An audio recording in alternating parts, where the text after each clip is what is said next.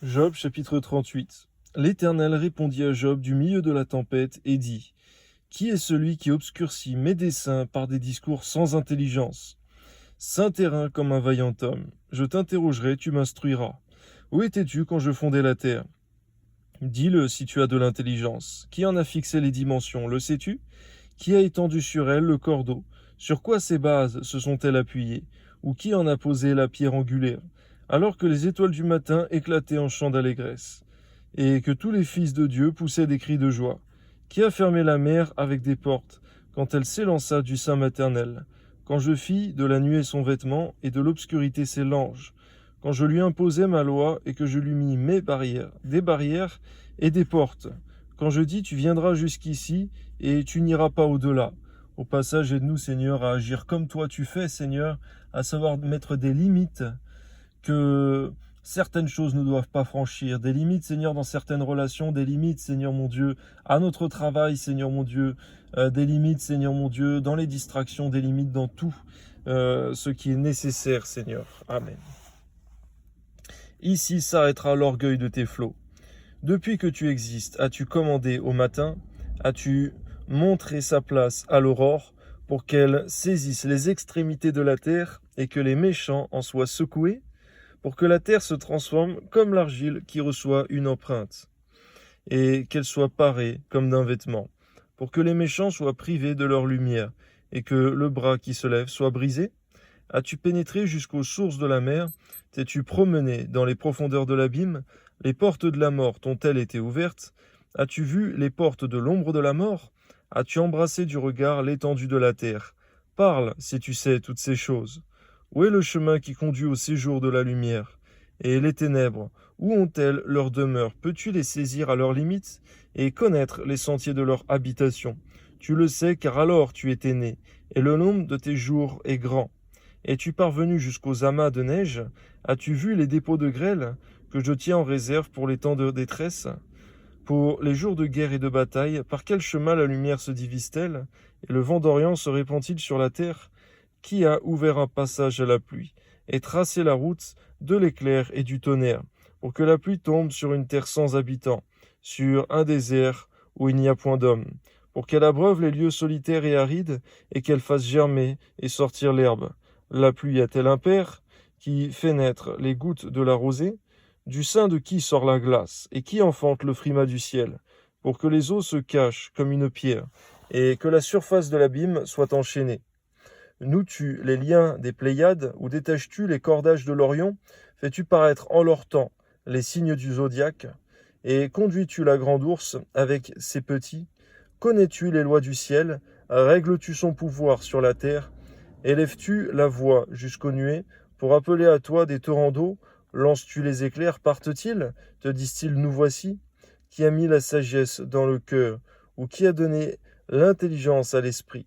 Qui peut avec sagesse compter les nuages et verser les outres des cieux, pour que la poussière se mette à ruisseler et que les mottes de terre se collent ensemble? Job chapitre 39. Chasses-tu la proie pour la lionne et apaises-tu la faim des lionceaux, quand ils sont couchés dans leur tanière, quand ils sont en embuscade dans leur repère? Qui prépare au corbeau sa pâture, quand ses petits crient vers Dieu, quand ils sont errants et affamés? Sais-tu quand les chèvres sauvages font leurs petits? Observes-tu les biches quand elles mettent bas? Comptes-tu les mois pendant lesquels elles portent? Connais-tu l'époque où elles enfantent? Elles se courbent, laissent échapper leur progéniture, et sont délivrées de leur douleur. Leurs petits prennent de la vigueur et grandissent en plein air. Ils s'éloignent et ne reviennent plus auprès d'elles. Qui met en liberté l'âne sauvage et l'affranchit de tout lien? J'ai fait du désert son habitation, de la terre salée sa demeure. Il se rit du tumulte des villes. Il n'entend pas les cris d'un maître. Il parcourt les montagnes pour trouver sa pâture. Il est à la recherche de tout ce qui est vert. Le buffle veut-il être à ton service? Passe-t-il la nuit à ta crèche? L'attaches-tu par une corde pour qu'il trace un sillon? Va-t-il après toi briser les mottes des vallées? Te reposes-tu sur lui parce que sa force est grande? Lui abandonnes-tu le soin de tes travaux? Te fies-tu à lui pour la rentrée de ta récolte? Est-ce lui qui doit l'amasser dans ton air? L'aile de l'autruche se déploie joyeuse, on dirait l'aile, le plumage de la cigogne. Mais l'autruche abandonne ses œufs à terre et les fait chauffer sur la poussière. Elle oublie que le pied peut les écraser, qu'une bête des champs peut les fouler. Elle est dure envers ses petits, comme s'ils n'étaient point à elle. Elle ne s'inquiète pas de l'inutilité de son enfantement, car Dieu lui a refusé la sagesse. Il ne lui a pas donné l'intelligence en partage. Quand elle se lève et prend sa course, elle se rit du cheval et de son cavalier. Est-ce toi qui donnes la vigueur au cheval et qui revêt son cou d'une crinière flottante? Le fais-tu bondir comme la sauterelle? Son fier hennissement répand la terreur. Il creuse le sol et se réjouit de sa force. Il s'élance au-devant des armes, il se rit de la crainte, il n'a pas peur. Il ne recule pas en face de l'épée. Sur lui retentit le carquois, brille la lance et le javelot. Bouillonnant d'ardeur, il dévore la terre. Il ne peut se contenir au bruit de la trompette. Quand la trompette sonne, il dit « En avant !» et de loin il flaire la bataille. La voix tonnante des chefs et les cris de guerre. Est-ce par ton intelligence que l'épervier prend son vol et qu'il étend ses ailes vers le midi? Est-ce par ton ordre que l'aigle se lève et qu'il place son nid sur les hauteurs? C'est dans les rochers qu'il habite, qu'il a sa demeure, sur la cime des rochers, sur le sommet des monts. De là, il épie sa proie. Il plonge au loin les regards, ses petits boivent le sang. Et là où sont des cadavres, l'aigle se trouve.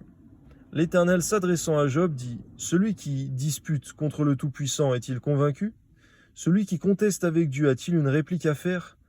Job répondit à l'Éternel et dit « Voici, je suis trop peu de choses, que te répliquerai-je?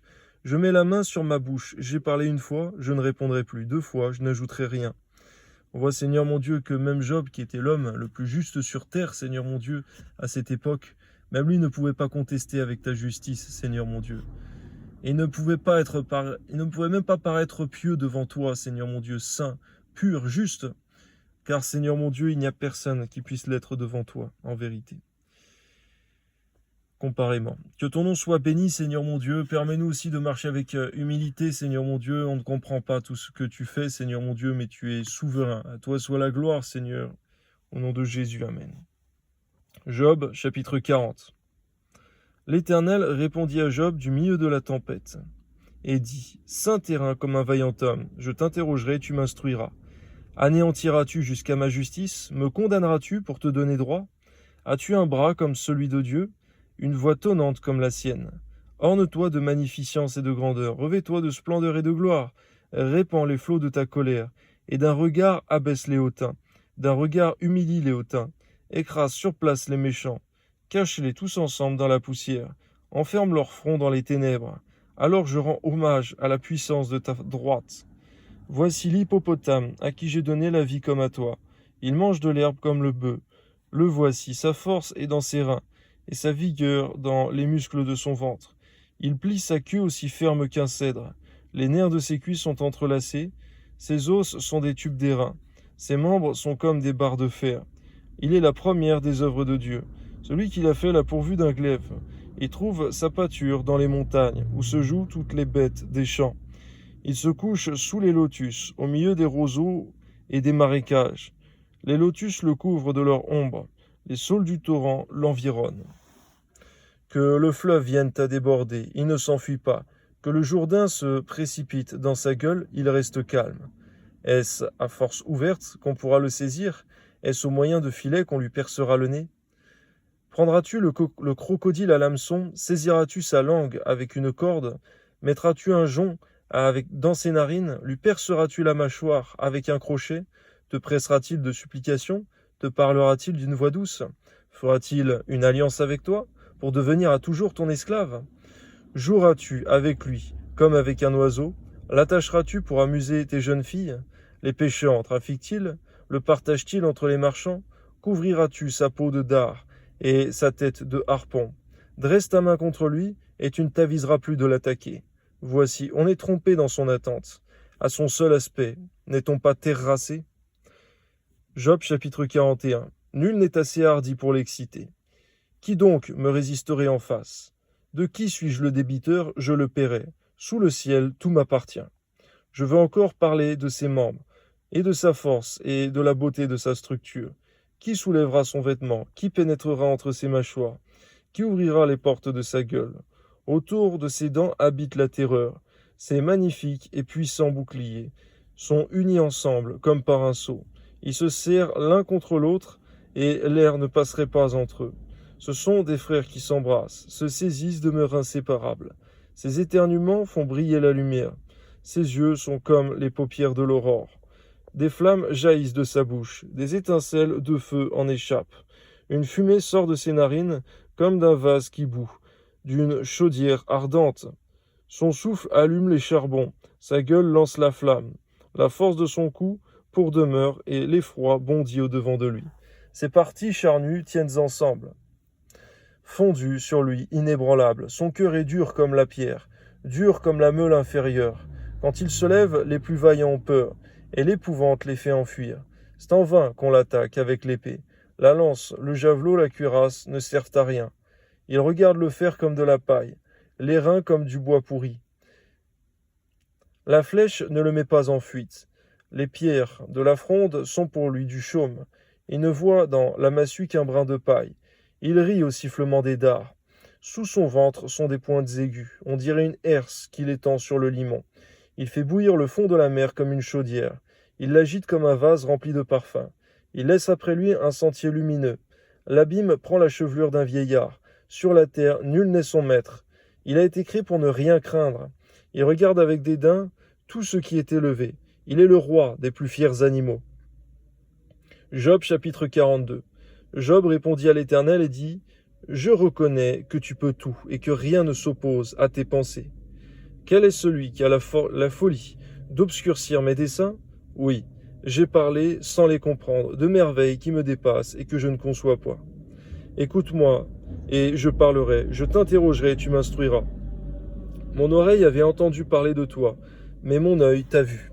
C'est pourquoi je me condamne et je me repens sur la poussière et sur la cendre. » Après que l'Éternel eut adressé ces paroles à Job, il dit à Éliphaz de Théman, « Ma colère est enflammée contre toi et contre tes deux amis, parce que vous n'avez pas parlé de moi avec droiture, comme l'a fait mon serviteur Job. » Au passage qu'on ne parle pas, Seigneur mon Dieu, du jeune Élihu, le quatrième qui s'est mis, Seigneur, à s'exprimer juste avant, Seigneur mon Dieu, que tu ne parles, au chapitre 38. On voit combien, Seigneur mon Dieu, c'est peut-être son intervention même qui a amené ta manifestation par la suite. Que ton nom soit béni, Seigneur, dans le beau nom de ton Fils Jésus.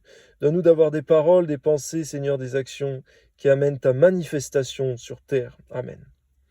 Prenez maintenant 7 taureaux et 7 béliers. Allez auprès de mon serviteur Job et offrez pour vous un holocauste.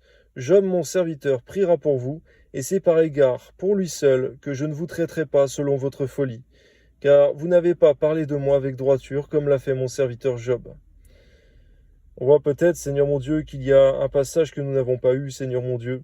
Lorsque Job, Seigneur mon Dieu, t'a glorifié, s'est repenti, eh bien peut-être, Seigneur mon Dieu, que de leur côté, ces trois compagnons, Seigneur mon Dieu, ont pu murmurer, dire des choses qui ne t'ont pas glorifié, ou ont pu, Seigneur, alors qu'ils t'ont peut-être vu aussi dans la tempête au milieu du feu, ne pas te glorifier, alors qu'ils l'auraient dû. Amen. Éliphaz de Théman, Bildad de Shuach et Tsophar de Naama allèrent et firent comme l'Éternel leur avait dit. Et l'Éternel eut égard à la prière de Job. L'Éternel rétablit Job dans son premier état, quand Job eut prié pour ses amis, et l'Éternel lui accorda le double de tout ce qu'il avait possédé. Les frères, les sœurs et les anciens amis de Job vinrent tous le visiter, et ils mangèrent avec lui dans sa maison. Ils le plaignirent et le consolèrent de tous les malheurs que l'Éternel avait fait venir sur lui. Et chacun lui donna un kessita et un anneau d'or. Pendant ces dernières années, Job reçut de l'Éternel plus de bénédictions qu'il en avait reçues dans les premières. Il posséda 14 000 brebis, 6 000 chameaux, 1000 paires de bœufs et 1000 ânesses. Il eut 7 fils et 3 filles. Il donna à la première le nom de Jémima, à la seconde celui de Ketsia, et à la troisième celui de Kérénapouk. Et il n'y avait pas dans tout le pays d'aussi belles femmes que les filles de Job. Leur père leur accorda une part d'héritage parmi leurs frères. Job vécut après cela 140 ans, et il vit ses fils et les fils de ses fils jusqu'à la 4e génération. Et Job mourut âgé et rassasié de jours.